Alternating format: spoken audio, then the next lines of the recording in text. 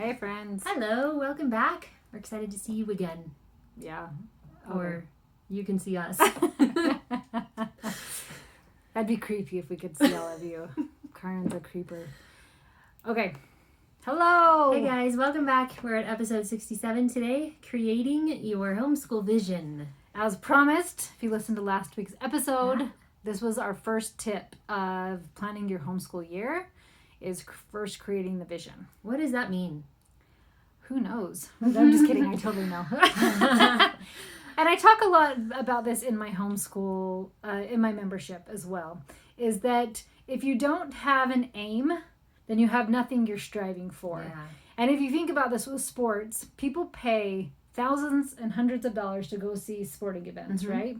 And all you are there is wanting to see somebody put a ball in a hoop or a ball like past the end zone or in a net yeah. And all these things, right? Like people love seeing other people have a target and then achieving it. And so the people who become successful with that have worked very hard with having like, this is my aim and I do it and it's impressive. So having an aim is the vision in your homeschool. So you know what path you want to be on and what it is you actually want to be creating. Yeah. So what is the result you want from your homeschooling experience? Like, what do you want your kids to come out as at the end? Like, what's your end goal? Well, I think it puts you on a right path too of saying like, this doesn't fit with the vision or what's working with our family, right? So if you're like, I want a lot of family togetherness time. And then kids start signing up for all these things that like, well, this is actually getting us off course. Yeah. We're gonna simplify our schedule. We're gonna start cutting things out. Or if your vision is like, I want our kids to be like thrown in all these activities, then sign them up for all these activities. Yeah. That just reminds me, one of my main things that I love about homeschooling is that I can choose to have a slower paced life. Yeah. And I intentionally choose that and intentionally choose to not sign my kids up for a ton of stuff because I want a slower paced life for my family and more togetherness. Yes, and to and build less those running relationships. Yes. And my one daughter always says, like, that's the one thing I'm going to do way different than you is I'm going to put my kids in so many events. And I can't My sister wait. always said that about our family because we were in a really big family with not a ton of money, and so we didn't really do a lot of extra activities. And she does do that for her kids does now. she? She has her kids in everything imaginable, and her life is complete craziness. Does she like it? I think she does. Okay. I think she does, and she feels like she's giving her kids everything she didn't get, and so that makes her happy. And it's her style and her lifestyle. But I look at that and how she never has time to communicate with family because she's too busy, and she never can come to a family dinner. Like her life is so busy that we never see her. Yeah. And I guess that's the trade-off. You just have to choose. Anyway, you know what's interesting about that too is I was speaking to somebody the other day, and their kids have all graduated now, and they were way into a ton of activities, and the mom was like way involved, like always helping with, I don't know the names, like with a dinner, with a banquet, with like rah-rah sections to everything, and now her kids have left. And she is super depressed because she didn't spend any time cultivating her own habits and interests. Oh, interesting. So she was putting so much time and energy into her children that now that they're gone, she doesn't know what to do with herself. Oh, I feel like I'm going to be that way too. Do you? That's what I'm hoping, like with my membership and all that type of stuff. I don't know. Sometimes I wonder, what am I going to do with my time when my kids are gone? Because that's my life right now. Triathlons. Oh, cool. You're going to see me doing a finish. Maybe you can talk me into one. Yes. All right. Anyway, back to our topic. Sorry. Well, and I think another reason too is because you're going to have bad days. And you're going to have a day when your kid's like, this is stupid and I hate homeschool. But if you know what it is you're trying to create and like what the aim is and the purpose, like your kid's saying that's just a bump in the road. It's just a pothole. And if you hit the pothole, it doesn't mean you throw your car away. Right. Like it's like, oh, maybe I need to fix a tire, or maybe the tire's okay and I keep going. And so having that vision and aim is going to help you get through the bad days, keeps you on course, and all these awesome things. And we talked about this when I don't think you did either, but when I started, I didn't have a vision. No, I didn't either. I mean, not really, no. Yeah. I had a reason for choosing to do it, but it wasn't really like, this is my vision and goal necessarily. For my son, I wanted to retain his love of learning. That was a big important thing for me. And so that's kind of been part of my vision Yeah. all along is helping my kids develop a love of learning and a desire to want to keep learning. And that's something I have and have always had anyways. And so that was part of my vision and continues to be. But my vision has definitely expanded and grown over the years because I've learned more about things that are important and seen the results of things that we've done and understand more, I guess. Yeah. Well, it was interesting because I just had, like, I never wanted to homeschool. Though that's for weird people, right? And, but I had such a strong feeling like this is the right path for me. So I jumped in and I was like, I don't know what I'm doing. But just like all of us, right? That's what we all do our first year. I don't know what I'm doing. First jump on years. First 5. But like I was really embarrassed to be a homeschooler. I was too. Yes. I remember being at a doctor's appointment one time with one of my kids, and they always ask, "How's school? Do you like your teacher?" She's the best. And my kids would always just look at me with big eyes, like, "What am I supposed to say?" And I would be like, "I don't know if I want to tell them." Like for the first year or two, I felt that way, and even with friends in our church and stuff that would ask me, I would just be like, oh, we're homeschooling, and just change the subject because I was kind of embarrassed about it. Not anymore, obviously. Hey, I've got my own YouTube channel about it. But sometimes it's scary and it feels weird and it's hard to talk about at the beginning. Well, and a lot of my homeschool in the beginning, and I don't have a problem with what I was teaching my kids. It was why I was teaching it to them, but it was to impress other people. Yeah. So when they would say, "What did you learn?" I would say, "My children know all the states and all their capitals in alphabetical order. Do your children know that? They know all the presidents in chronological order. My they son know knows this. all the countries in Africa, and he's only 4. Yes, my child can read." And so I was teaching them cool things, but my reason behind it was so when somebody else said something, I could be like, "No, I'm good and I'm amazing and my children are superstars." Right. And so it wasn't until I got more comfortable and owning that I homeschooled that I then really started to create a vision. And so you did it a lot sooner than I did. I had to work through some stuff, I guess. No, I think that that's actually a really normal thing that I felt a little bit of that pressure of trying to live up to my homeschooling well enough because I had some outside sources that didn't necessarily agree with my choice. And so I worked really hard to make sure that my kids were learning really well and they were on task and they were at or above their peers' level because I wanted to make sure that other people saw that happening too. So I actually really think that that's a normal thing because of outside pressures that we can receive as homeschoolers. Yes. So the more but that is not the end goal. No. Right? We want you to know that. So Yeah. we're rambling a lot today, but it's okay. There's chaos everywhere you go. So why not here too? No, but as the more I get into this and the more I coach, and people are like, "Oh, they have to know all these things." And I think, no. Not all at once either. Well, no. And I think sometimes you'll have a client who's in her 30s or even in her 40s or maybe 20s. And I think you're learning this now. Why does your 9-year-old need to know it now, right? Giving them some slack, but it's so much more about relationships and teaching your kids habits and skills and all these wonderful things that I realize they can always learn stuff. We have the internet. We have, just the internet alone. Audiobooks, you can listen to anything while you're driving or traveling or biking, running, right? Yeah. We have the opportunity to always be learning. There's no scarcity of knowledge. And so what's at the end of the day, I crammed all this stuff into my kid's head, but we can't stand each other and my house was always chaotic. And they'll forget it all tomorrow. Yeah. Because it was too much. No, I think that's so true that it's really about, what kind of atmosphere are you creating in your home and what kind of relationships are you building with your family?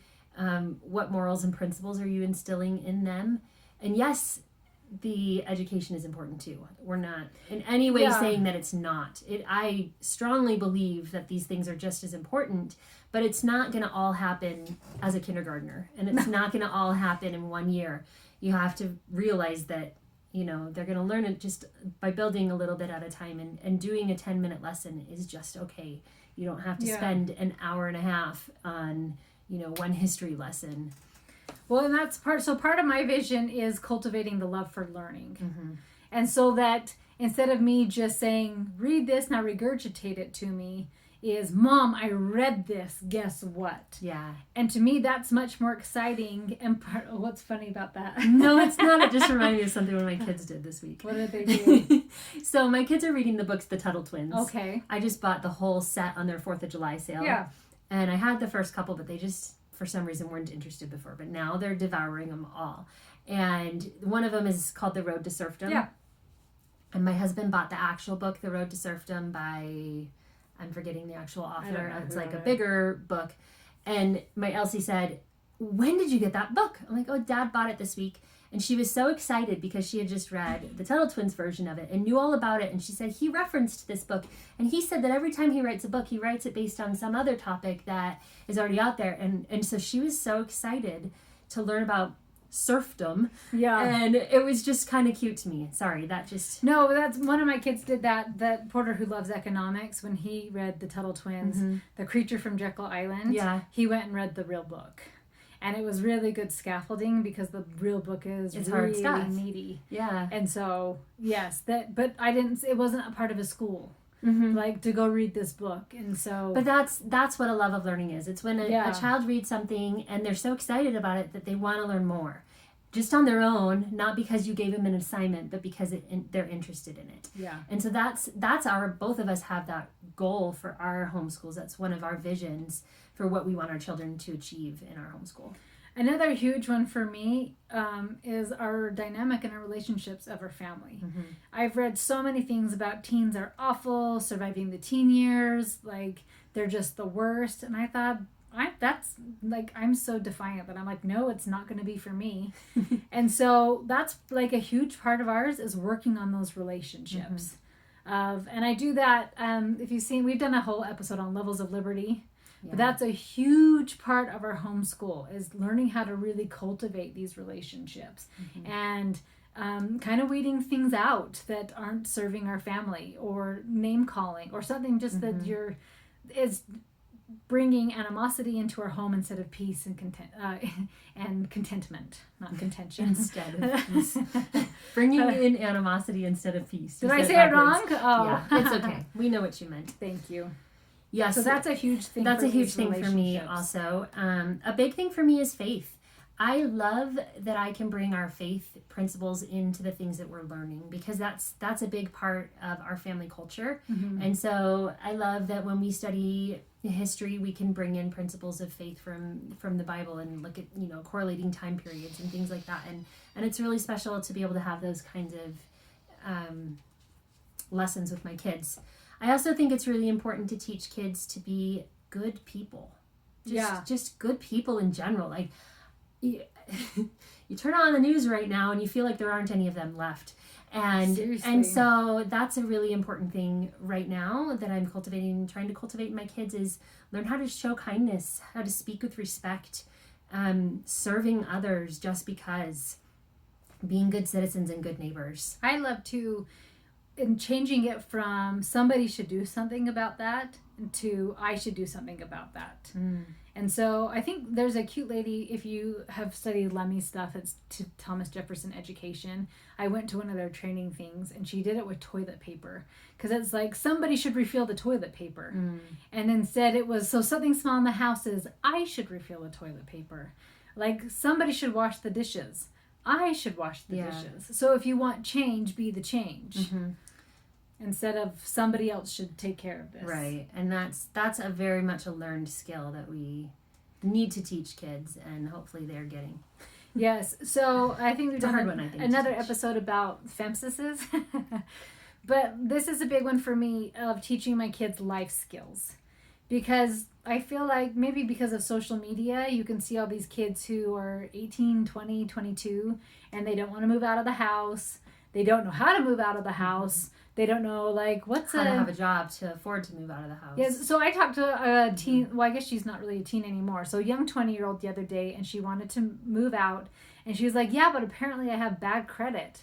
And I go, you have bad credit or no credit? And she goes, what does that mean? And I was like, oh, okay, so, like, let's talk about that, of what credit is and why you need it. And so just a quick little side note, Megan said femcisis, if you were wondering what she said there.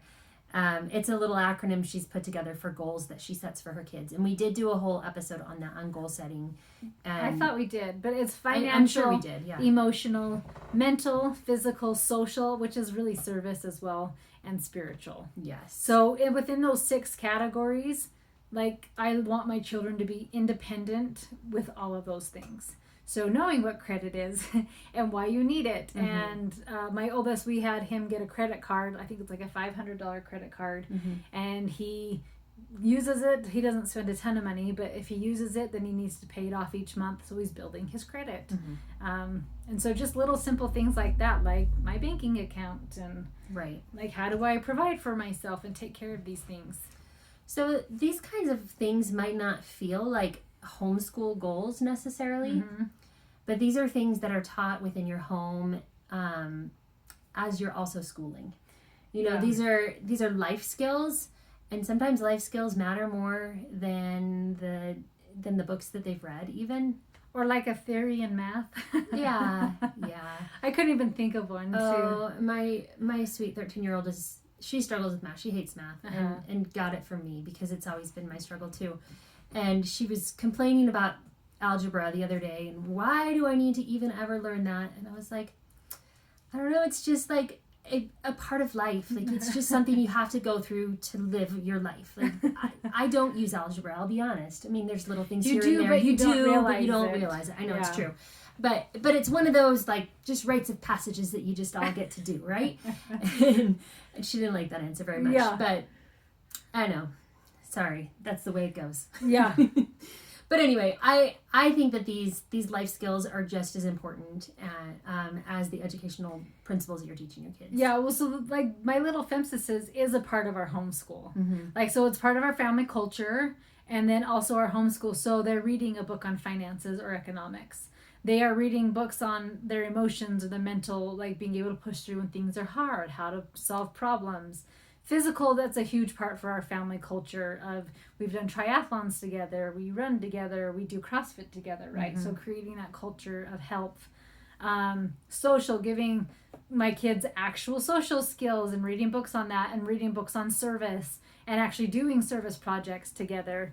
It's actually fun. I know I talk about my husband going to Africa all the time. I guess I should have him on here about it. But part of that is he has set up a nonprofit to bless the people's lives in Africa.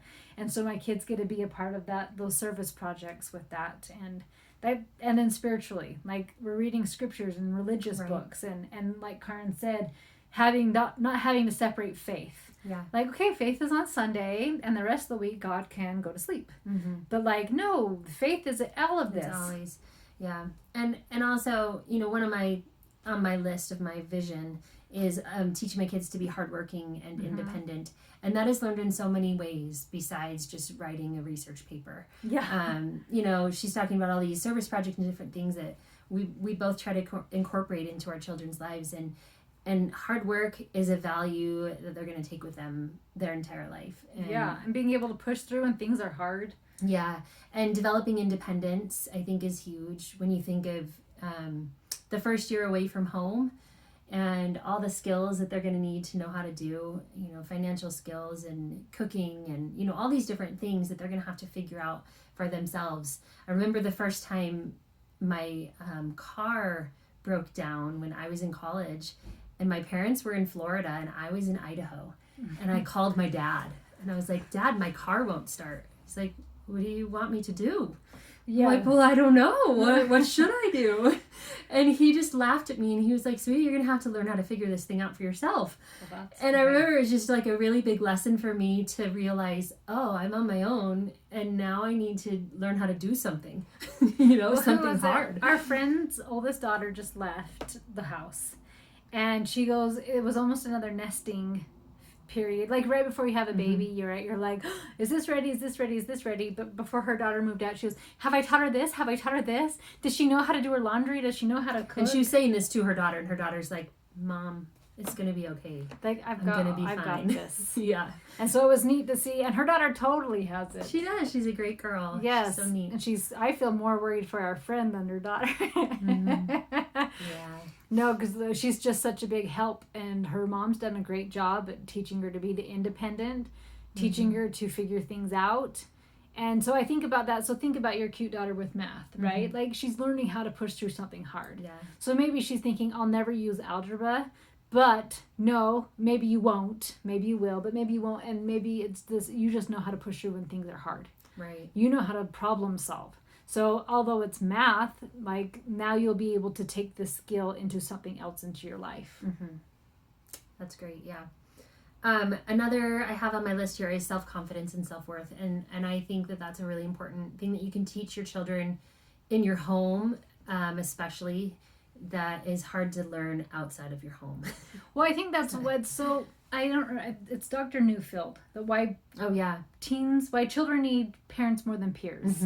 And I'm seeing this more and more with different teens that I help with their moms, right? And they have become so dependent upon peers for their self-esteem, for their self-worth, for their value, instead of a safe place from mom and dad. And so that's like, yes, like mom and dad are a great place to learn, like, I love you. You can figure this out. You're capable. You're this amazing smart person. Yeah. It's a really important thing to help your kids develop in your home. And I think about it often with the words that I choose when I say things to my kids, when I want to be critical. And instead, oh, thank you for doing those dishes. Instead of, you did a terrible job. Yeah, even though that pot's not clean, or whatever. Just choosing your words carefully to help them to gain that confidence and worth in themselves. I actually talked about this in my last group coaching call as like my friends, when I'm with a friend, they don't want to be coached, right? It's not like, oh, hey, let me tell you what you could do better. But I was listening to some friends talk about struggling with some teens, and so I was, I'm listening and like, oh, I'm so sorry, right? Like that's how a friend talks. And then I watched the teen come in and the mom ripped her apart. Like, you're so dumb. Why do you always do this? You're such a difficult little stinker. And I thought, oh, this is why your daughter is pulling away from you. This is why you guys are struggling so much. And so, yes, the power of your words can create a lot of these things. Like, you're really great at figuring things out versus like, oh my gosh, can you not do anything? Like, that's going to build the somebody who's independent and confident and all those things. Yeah. So this is a lot about values that we think are important, but the values that are important to you are what are going to create your culture and your vision of your homeschool. And when you think about, go through this list of like what matters to you and your family, what skills and values do you want your children to come out with at the other end when they graduate and leave home, and what kind of people do you want them to be? And that's how you start forming this vision for your homeschool. Yes, it's about curriculum and the style of books and the things that you're reading as well. But I feel like even more, it's about your family culture. Yeah. And so I think this is Alice in Wonderland. If like how does that go? I'm going to say it wrong. I know exactly what you're saying, and I'm not going to say it right either. But, okay, the gist is... It doesn't matter which road you take when you don't know where you're going. Yes, like, what road should I take? Well, where do you want to go? I don't know. Then it doesn't matter what road you take. So as you have that aim and that vision, then you know which road it is to take. This keeps our family on the path where I want us to be. This takes our family off the path. So having that vision really helps you create the path of what it is you want to create. So... be intentional with where it is you want to go with your children, and you can use homeschool to be a huge part of that road that gets you there. Yes. Thanks so much for tuning in today. We hope this was helpful for you. Yeah, have fun creating your visions. We'll see you next week. See ya.